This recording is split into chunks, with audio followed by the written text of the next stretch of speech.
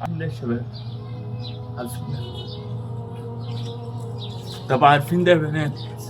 عارفين ده بينادي على كل واحد فينا، بيقول لكم أنا أكبر حقيقة في حياتي. أنا مفيش منها نواة، مفيش منها حرير وقطمير، مفيش مني دبلان وكتان، أنا نوع واحد. عارفين ده يا أمة محمد؟ ده بينادي عليك، بيقولك أنا مليت ديون. يعني أنا مش هينفع تحط موبايل في إيدك، مش هينفع تحط علبة سرير، مش هينفع تحط إزازة برفان، عشان لو الريحة وحشة ولا حاجة تزودها. عارفين يا شباب؟ ده أكبر حقيقة في حياتكم، ده هو اللي بينادي عليكم يوميا. أيوة، زي ما أنت شايف كده، ده كفن. روح اشتري كفن وحطه في دولابك. كل ما تيجي تفتح الدولاب بتاعك هيكلمك، يقولك استعد لي. استعدت ولا لسه؟ عارفين ده يا بنات؟ عارفين ده يا بنات؟ بينادي على كل بنت مش لابسة حجاب شرعي، بيقول لها هتتحجبي هتتحجبي، لا ده انت مش هتتحجبي، ده انت هتتنقبي. فحاولي تتحجبي بمزاجك قبل ما تتحجبي غصب عنك. عارفين ليه يا شباب؟ تأملوا فيه، فوقوا بيه، اتعظوا منه. ما لقيت ديون، ده مش هنواع. الكبير والصغير هيلبسوا، الغني والفقير هيلبسوا. مفيش منه انواع. شباب يا أمة محمد، هنفوق امتى؟ هندوق امتى؟ هنعود امتى؟ طبعا عارفين ده يا شباب؟ عارفين ده يا شباب؟ ده بدايتك وده نهايتك. ازاي يعني؟ ده تراب من فوق من بره المقابر، وده تراب من جوا المقبرة. يعني ده بدايتك وده نهايتك. ده اللي انت اتخلقت منه، وده اللي انت هتدفن فيه، اللي انت هتبقى بيه. امتى؟ هتفوق امتى؟ بالله عليك هتتوب امتى؟ متى تتوب من لا يتوب الآن؟ متى تفوق من لا يفوق الآن؟ يا غافل، سيحملك أهلك وخلانك وأحبابك إلى هذه الحفرة العافنة. الله أعلم الشخص ده يعذب أم يعام، أسأل الله له الرحمة. أيا كان، هيحملك أهلك وخلانك إلى هذه الحفرة الضيقة،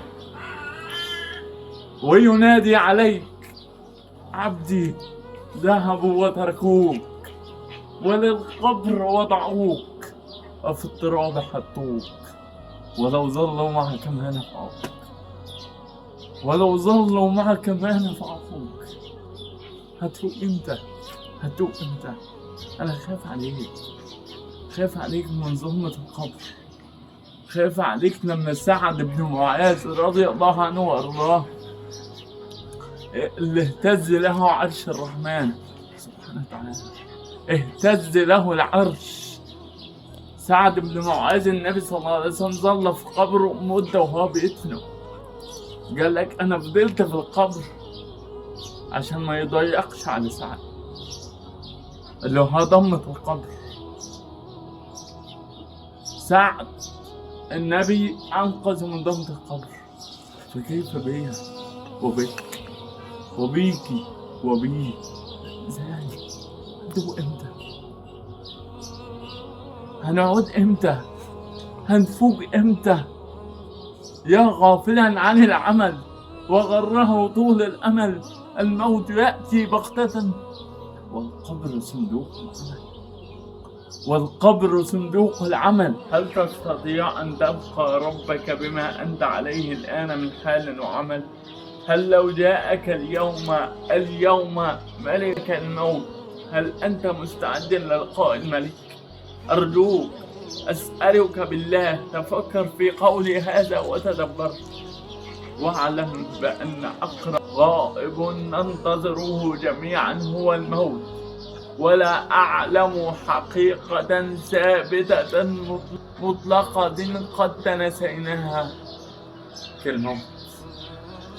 وجاءت سكرة الموت بالحق، والحق إنك تموت والله حي لا يموت.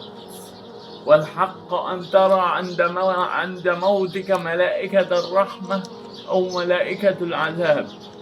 والحق أن يكون قبرك روضة من رياض الجنة أو حفرة من حفر النيران. ذلك ما كنت منه تحيد، أي تهرب وتجري وتفر.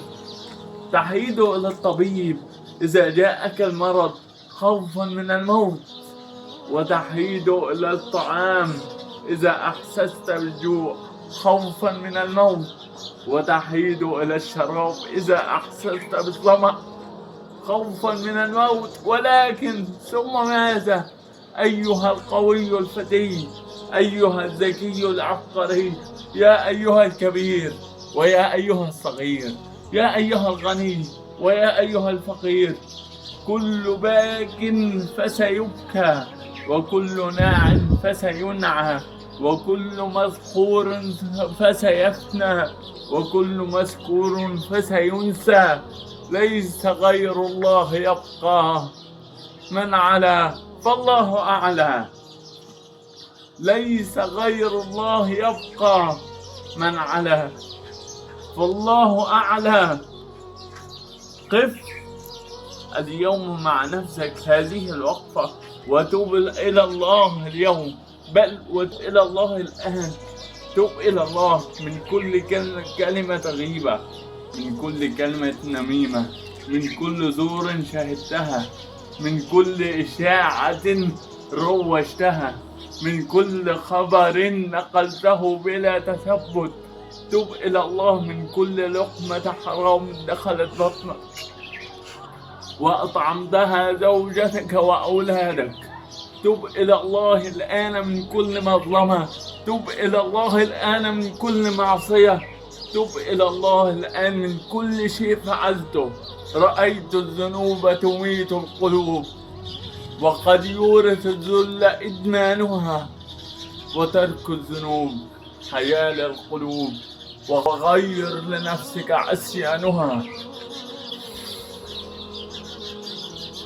يا أيها الناس، يا أيها الناس، اتقوا ربكم، إن زلزلة الساعة شيء عظيم. يوم ترونها تذهل كل مرضعة عما أرضعت، وتضع كل ذات حمل حملها، وترى الناس سكارى وما هم بسكارى ولكن عذاب الله شديد. تذكر وقوفك يوم العرض عريانا مستوحشا قلق الأحشاء حيرانا، والنار تلهب من غيظ ومن حلق على العصاة، ورب العرش غضبانا. اقرأ يا عبدي على مهل، اقرأ كتابك يا عبد على مهل، فهل ترى فيه حرفا غير ما كان؟ فلما قرأته ولم تنكر قراءته، وأقررت إقرار من عرف الأشياء عرفانا، نادى الجليل خذوه يا ملائكتي، وامضوا بعبد عصى للنار عطشانا، وامضوا بعبد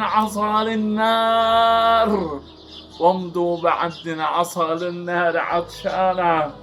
المشركون غدا في النار يلتهبون، والمطيعون بدار الخلد سكانا. اللهم اجعلنا منهم.